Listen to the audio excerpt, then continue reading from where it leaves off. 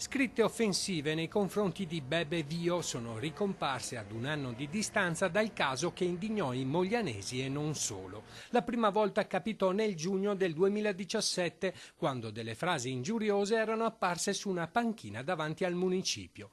Da pochi giorni altre scritte sono riapparse a ridosso di una fermata dell'autobus, in un cartello che pubblicizza i gruppi di cammino, fra lo stupore dei passanti che hanno telefonato in redazione segnalando con sdegno questo ennesimo sfregio nei confronti della loro concittadina stella dell'atletica paralimpica. Io sto tanto male. Queste scritte quasi, scritte da persone che non ragionano. Nel giugno dell'anno scorso i carabinieri avevano individuato il presunto autore dei messaggi comparsi in piazza Caduti a Mogliano, facendo scattare la denuncia nei confronti di un cinquantenne con l'accusa di diffamazione aggravata per aver insultato un soggetto disabile. Fatto non isolato però, all'epoca Bebe Vio venne offesa anche in una pagina Facebook che venne prontamente rimossa. La campionessa, presa dallo sconforto tipico di chi dopo aver fatto molto per aiutare gli altri e combattere per le buone cause, dal mondo della disabilità e del volontariato alle vaccinazioni per la meningite,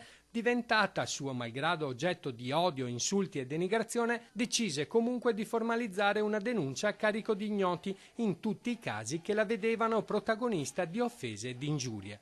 Anche il sindaco di Mogliano, Carola Arena, all'epoca dei fatti si era impegnata a far cancellare il più presto possibile quello che definì un ignobile gesto.